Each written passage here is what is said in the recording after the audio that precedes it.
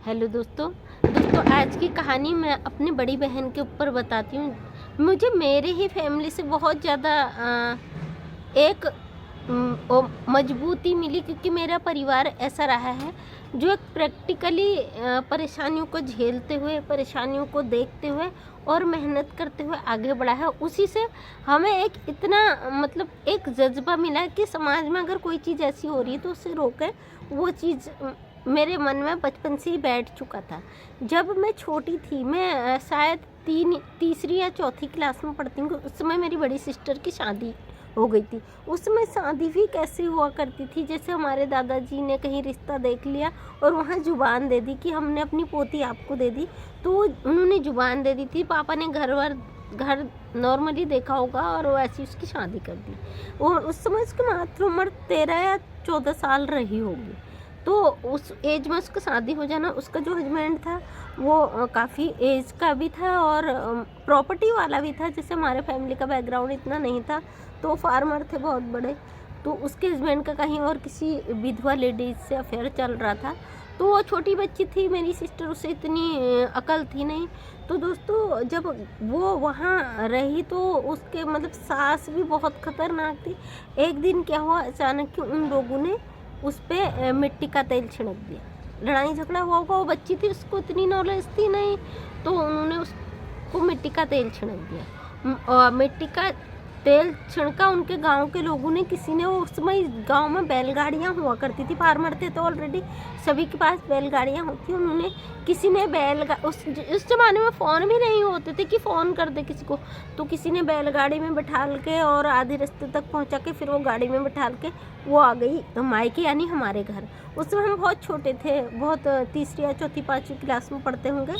तो वो चीज़ें देखी तो हमारे माइंड में बहुत ज़्यादा ये फील हुआ कि समाज में कैसे कैसे लोग हैं। इन चीज़ों ने हमें एक मजबूती दी, एक मोटिवेशन दिया, खुद स्ट्रॉन्ग होने का एक जज्बा दिया कि इंसान जब तक खुद आत्मनिर्भर नहीं है तो हर कोई इस तरह। तो मैंने उसी दिन डिसाइड किया था, मैं ये ना तो अपनी पढ़ाई कंप्लीट करूँगी और कुछ ऐसा करूँगी जिससे मैं समाज को बदलने में एक अपना योगदान दे सकूँ। तो उसी दिन मैंने ये चीज़ डिसाइड की। जब मेरी फैमिली में ये चीज़ें क्रिएट हुई तो उसके बाद मेरी सिस्टर का 14 साल तक केस चला। वो हाई कोर्ट से जीत चुके थे। उसके बाद उन लोगों ने, क्योंकि वो पैसे वाली पार्टी थी, उन्होंने सुप्रीम कोर्ट में अप्लाई कर दिया। सुप्रीम कोर्ट से भी हम जीत चुके थे। लास्ट में उसका डाइवोर्स हुआ और 13-14 साल की एज में उसकी शादी हुई और 14 साल उसका केस चला, समझ लीजिए 28-29 साल की एज हो गई। फिर आज मेरी सिस्टर का बहुत अच्छे घर में शादी हो गई। जो मेरे जीजा थे वो अनमैरिड थे, उससे शादी हुई और उसके 3 बेटे हैं, 2 जुड़वा है। बड़े बेटे की उसकी शादी भी हो चुकी है। अब समझ लीजिए कैसी उतने समय पुराने की बात है। उसके बेटे की शादी ऐसी 21-22 साल की एज में हो गई। लेकिन फिर भी मेरी सिस्टर जो मुझसे बहुत बड़ी थी, 10-12 साल बड़ी थी वो। तो ये चीज़ें हमने अपने परिवार से देखी हैं। परिवार में ही ये चीज़ें जब देखी तो हमें ये स्थितियाँ बहुत ज़्यादा झकझोर गई। क्या बात है बेटा, अभी आ रही हूँ। तो इन्हीं चीज़ों ने हमें एक ऐसी प्रेरणा दी कि समाज में नहीं, सिर्फ पैदा होना, मर जाना इंसान की ज़िंदगी का लक्ष्य नहीं होना चाहिए। अगर हमारे साथ सिचुएशन होती है तो हमें कम से कम इतना स्ट्रॉन्ग होना चाहिए अपने लिए, खुद के लिए और दूसरों के लिए भी इतना स्ट्रॉन्ग होना चाहिए कि हम किसी एक ज़िंदगी को बचा सकें। कि जैसे उन लोगों ने मेरी सिस्टर की लाइफ को उस दिन बचा दिया, आज उसकी फैमिली, उसके बच्चे हैं, बहुत अच्छा उसका। अगर उस दिन उसको मिट्टी का तेल छिड़क दिया, आग लगा दिया होता तो उस समय का कानून क्या होता पता नहीं। जब आज भी कानून का आता पता नहीं है, पैसे वाले लोग कई क्राइम को दबा दे रहे हैं, तो उस समय की सिचुएशन क्या होती है गरीब इंसान के लिए, वो जिंदा ही नहीं होती। तो वो जज्बा हर इंसान के दिल में होना चाहिए। मैं कहना नहीं चाहती थी उसकी बीती लाइफ को, लेकिन मुझे पता, मेरे चैनल में मैंने अपने फैमिली के किसी मेंबर से सब्सक्राइब नहीं करा रखा। मेरे 10, 20, 50, 60 जो भी सब्सक्राइबर हैं वो मेरे ही चैनल से, मेरे यूट्यूब फैमिली से ही जुड़े हैं। तो मैं नहीं चाहती थी उसे कुरेदना, उसकी ज़िंदगी की कहानी को। लेकिन मुझे लगा कि समाज में ये चीज़ें फैल रही तो हमें एक बचाना है, समाज को एक संदेश देना है, लक्ष्य ये पैदा करना है कि सिचुएशन कुछ भी हो सकती है, उससे लड़ने का एक जज्बा हमारे दिल में हमेशा होना चाहिए। मेरे इर्द गिर्द अगर कुछ ऐसी घटनाएं होती हैं तो तो मैं उसका मुंह तोड़ जवाब देती हूँ, चाहे वो मेरे साथ तो ऐसे होती नहीं है, अगर किसी के भी साथ होती है तो मैं उसका मुंह तोड़ जवाब वहीं पे देती हूँ। मैं उस सिचुएशन को आगे नहीं बढ़ने देती हूँ। इन्हीं चीज़ों से ने मुझे समाज पे जुड़ने को मजबूर करा। मैंने कहा नहीं, हमारी लाइफ इतनी ही नहीं है, गरीबी में हम पैदा हुए हैं, गरीबी में हम मरेंगे नहीं। हमारा लक्ष्य ये नहीं कि हम गरीबी, इसे तो गरीबी आज के समय के हिसाब से गरीब कहा जा सकता है, लेकिन उस समय अच्छा खासा था। मेरे पापा भी अर्निंग अच्छी थी, सरकारी ठेके लेते थे, लेकिन उस स्थिति के हिसाब से जैसे हमारी फैमिली थी और जैसी मेरी आज की फैमिली है उस हिसाब से बहुत अच्छी स्थिति मानती हूँ मैं। आज मैं गरीब फैमिली से एक अच्छी फैमिली में, 2-2 गाड़ियाँ हैं, 2-2 3-3 प्लॉट हैं और हमारा अपना, मेरे पास कोई कमी नहीं है। लेकिन मैं चाहती हूँ हर बंदा जो आज अपने आप को गरीब समझता है वो गरीबी में ना जिए, गरीब ना बने, अपनी स्थिति को खुद को इंडिपेंडेंट बनाएं, वो अपने आप को सक्षम बनाएं, आत्मनिर्भर बनाएं। और मेरा एक ही लक्ष्य रहता है, सबसे पहले आप आत्मनिर्भर बनिए। हर बार कहती हूँ, कई लोग कहते होंगे मैडम की एक ही रट रहती, लेकिन ये रियलिटी है। हमारे जीवन के लिए, हमारे अपनों के जीवन के लिए ये एक सच्चाई है कि हमें आत्मनिर्भर बनना चाहिए। मैं अपनी बेटियों को भी बोलती हूँ, आप पढ़ाई मत करो, नहीं करना मत करो, जब तुम्हें पढ़ना ही नहीं है, सुबह 10-10 बजे तक उठते ना, कोई बात नहीं, लेकिन इंडिपेंडेंट बनो, आत्मनिर्भर बनो और अपनी अर्निंग करना आपका ज़रूरी है।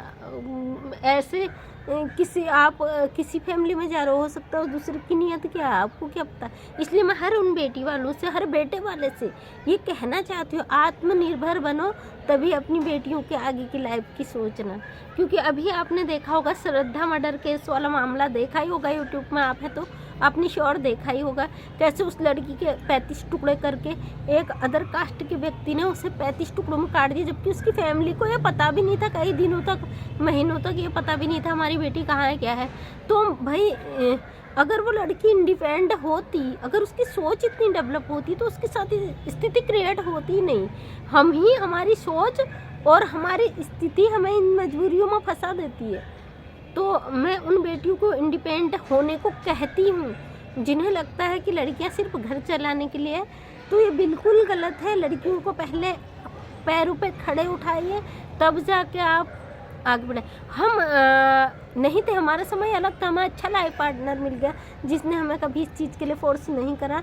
लेकिन ज़रूरी नहीं है हर किसी की लाइफ में ऐसा लाइफ पार्टनर मिले कि वो दहेज के लिए नहीं कमाने की वजह से आपको ताने मारे। तो अपने जीवन को इंडिपेंडेंट बनाइए, अपने आप को आत्मनिर्भर बनाइए। सबसे पहला लक्ष्य आपकी ज़िंदगी में आप हो तो पहला लक्ष्य आपका आत्मनिर्भर बनाने का अब खुद को होना चाहिए। आपको आत्मनिर्भर बनना ही है, ये चीज़ तय कर लीजिए। चाहे आप वो किसी भी तरीके से अर्निंग करते हो, अपना एक अर्निंग का हिस्सा आपका होना चाहिए, अपनी सेल्फ की। तो दोस्तों मेरी सिस्टर की एक कहानी ने मुझे बहुत ज़्यादा प्रेरणा दी। तो इस तरह की घटना, ये ज़रूरी नहीं है कि उस ज़माने में होता था, ये आज के ज़माने में भी होता है। मेरे ही गांव में अभी कुछ समय पहले, 1 साल पहले की बात है, ममता नेगी, जीत सिंह नेगी की बहू, मैंने तो न्यूज़ में देखा, मुझे बाद में पता चला घटना आगे, जब न्यूज़ में देखा तो उनने अपनी बहू, पति ने ही अपनी बहू को मार दिया। जस्ट मेरे मायके में, मेरे घर के ऊपर वाला घर का, जबकि उस बच्चे को मैंने ट्यूशन दे रखा, उसे पढ़ाया हुआ है जब वो छोटा था, उसने अपनी पत्नी का मर्डर कर दिया दहेज के लिए। ये घटनाएं आज भी है, ये ज़रूरी नहीं है कि तब की घटना है, आज भी ये घटनाएं हैं। आज भी लोगों की मेंटेलिटी है, समाज तरक्की हुई है, इंटरनेट ने तरक्की करी है, लेकिन लोगों की सोच जो जैसी मेंटेलिटी की है वो आज भी है। ज़रूरी नहीं है कि तब समय अलग था, आज भी वो चीज़ है। तो बहुत बहुत धन्यवाद आप लोगों का। बहुत लंबा वीडियो हो जाता, आप स्क्रिप्ट कर देते हो। अगर आपको मेरा वीडियो पसंद आया तो प्लीज़ लाइक, शेयर, कमेंट करें। अपना कमेंट मुझे ज़रूर दें ताकि मुझे मोटिवेशन मिले कि मैं, ताकि आप अपनी लाइफ की जो घटनाएं मैं आपको बता सकूं, क्योंकि बहुत सारी ऐसी घटनाएं हैं जिन्हें बताने का भी मन नहीं करता। अच्छे अनुभव हैं, बुरे अनुभव भी हैं, तो मैं चाहती हूँ मैं अपने सारे अच्छे बुरे सारे अनुभव आपसे शेयर करूँ। मेरे सामाजिक फील्ड में जो रहा, मेरे राजनीतिक फील्ड में जो मेरे साथ हुआ, और वो सारी चीज़ें मैं आपको बताऊँ, ये आपको भी काफ़ी मोटिवेशन मिलेगा, मैं जानती हूँ। तो बहुत बहुत आप लोगों का धन्यवाद। जो मेरे भाई बहन मुझे सब्सक्राइब कर रहे हैं उनके लिए लास्ट में आपसे कहना चाहूँगी, मैं जब भी वीडियो देखती हूँ और जिन लोगों का चैनल सर्च ऑलरेडी जो कमेंट बॉक्स में होते हैं उनको मैं खाली मैसेज कर सकती हूँ, उनके वीडियो पे नहीं जा पा रही हूँ। लेकिन जिनका चैनल मेरे सर्च, क्योंकि मेरे जो जिन्हें भी मैंने सब्सक्राइब किया, मैंने अपने चैनल वाले फ़ोन से नहीं किया है। ऑलरेडी मेरे 3 चैनल डिलीट हो चुके, तो मेरे दूसरे फ़ोन से सब्सक्राइब है। जो मेरे सर्च में आते हैं उन्हें मैं देख लेती हूँ, लेकिन जो मेरे कमेंट में आते हैं उनको मैं रिप्लाई वीडियो वॉच करके रिप्लाई कर देती हूँ। और कुछ वीडियो जैसे होते हैं कि उन्हें सब्सक्राइब करने से पहले मुझे अनसब्सक्राइब कर देते, लेकिन मैं फिर भी सब्सक्राइब करती हूँ। कोई बात नहीं, वो आपकी सोच है। तो जब भी मैं आपका चैनल सर्च में आता है तो सर्चेबल रखिए जब भी चैनल बनाती हूँ, नहीं तो आता नहीं। बहुत बहुत आप लोगों का धन्यवाद। आगे को मैं ऐसी मोटिवेशन वाली वीडियो लाती रहूँगी। आप लोगों का दिल से धन्यवाद।